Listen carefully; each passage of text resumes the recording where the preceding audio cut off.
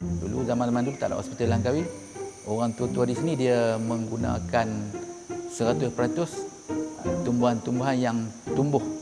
Maksudnya yang tinggal di laut dia akan menggunakan tumbuhan yang herba yang ada di tepi laut. Dan yang kawasan di kampung, yang tinggal berada di kampung, dia akan menggunakan manfaat pokok-pokok hutan untuk berubat.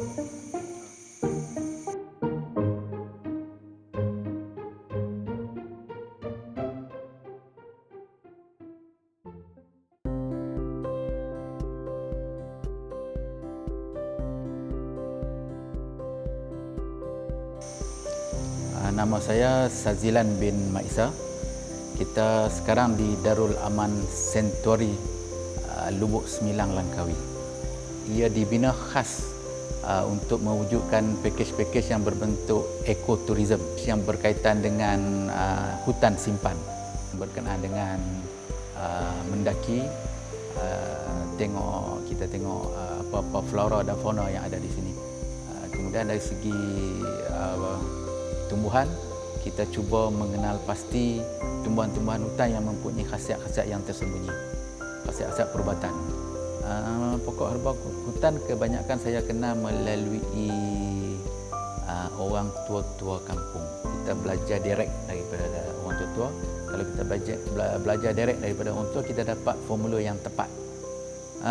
Dengan orang tua-tua ni, kalau kita nak belajar pokok herba dekat dia, kita kena masuk hutan dengan dia. Masuk hutan, kemudian kita explore hutan. Bila dia jumpa sesuatu pokok yang dia tahu pokok ini ada nilai perubatan, di situ kita akan kena pasti dia punya bentuk pokok tu, dari segi daun, batang pokok dia, akar dia, kemudian kegunaannya. Ada yang daun boleh guna, ada yang daun tidak boleh guna, ada akar saja yang boleh guna. Ini pokok cumumar, dikenal pasti sebagai nama saintifik Micromyllum minutum. Kegunaan pokok cumumar ni, orang-orang tempatan dia menggunakan pucuk ini sebagai ulam. Dari segi perubatan, pucuk dia kalau kita amalkan makan pucuk cumumar ini hari-hari, dia boleh menghilangkan bau badan di dalam badan lelaki ataupun wanita. Kalau kita masuk hutan, daun dia kita gunakan untuk menghindarkan gigitan serangga seperti nyamuk, agas dan sebagainya. Kita ambil daun dia, kita hancurkan macam ni. Hancur. Sebab daun dia ni dia akan menghasilkan satu aroma. Jadi aroma ni mengakibatkan nyamuk dan agas tidak suka. Kemudian kita lumurkan di keseluruhan tangan kita. Maksudnya nyamuk, agas dia tidak berminat dengan bau-bau pucuk cumumar ni.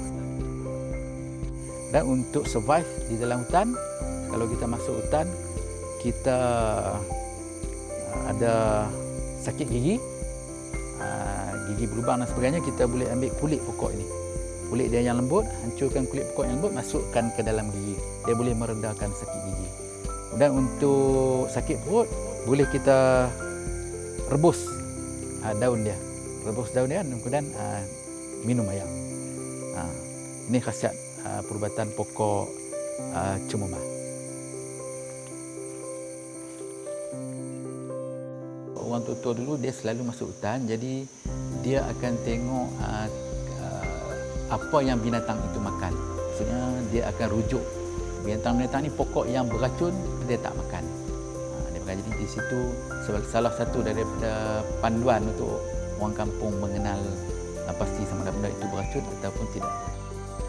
Ini spesies pokok yang beracun. Ini nama orang kampung panggil pokok nudong. Kalau bahasa saintifik, Caryophyllus. Buah dia beracun, kemudian kawasan dia punya pelepah batang dia ni dia gatal. Contoh, di bahagian yang berwarna hitam ni, kalau kita pegang macam ni, dia akan miang. Cara untuk buang miang di tangan kita ataupun terkena di lengan, kulit dan sebagainya, kita hanya menggosokkan di kepala kita, di rambut. Gosok di rambut, maksudnya dia kesan miang tu akan hilanglah, tangan kita tidak gatal. Kaedahnya ambil daun ada dua kaedah. Satu, daun itu kita boleh gunakan sewaktu ia pokok masih hidup ataupun daun itu perlu kita keringkan dulu baru kita rebus. Itu formula selalunya yang diberi tahu tepat oleh orang tua. Maksudnya kaedahnya detail, sukatan dia lebih sangat pun tak boleh juga. Dia bagi orang tua ni dia amalkan untuk diri dia, jadi dia boleh bagi petua yang tepat, boleh kita amalkan. Ini daun dia boleh makan. Ini keladi kelemoyang. Dia punya pucuk-pucuk dia tu boleh kita rebus lah, buat sayur ala kadarnya lah di dalam hutan. Boleh membantu sebagai sumber makanan. Kalau dari segi nilai perubatan, daun dia dan dia punya bahagian bawah dia tu, akar dan ubi dia tu boleh menghilangkan ataupun meredakan suhu badan ataupun merawat demam. Air rebusan daun dan dia punya rhizome dia punya akar ubi dia tu untuk merawat malaria dan diarrhea.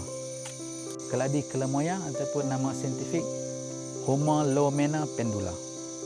Bagi yang sakit kulit, kita ambil daun dia, kita layur dengan api sampai dia berminyak dan mengeluarkan minyak di daun. Kita ambil minyak daun tu, sapu di tangan untuk merawat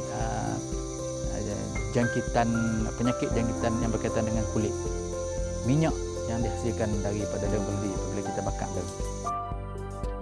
Ini pokok setawar tebu ataupun nama saintifik dia Amiphytoliph griffithii. Diberi nama pokok setawar tebu sebab kita tengok dia punya struktur batang dia ada katam-katam macam ni, macam akan pokok tebu.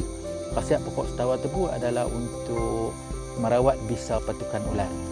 Pokok setawar tebu untuk merawat bisa ular, kita ambil dia punya cecair di dalam batang dia. Kita just patah-patahkan ni, dia akan keluar cecair. Cecair dalam lendir tu.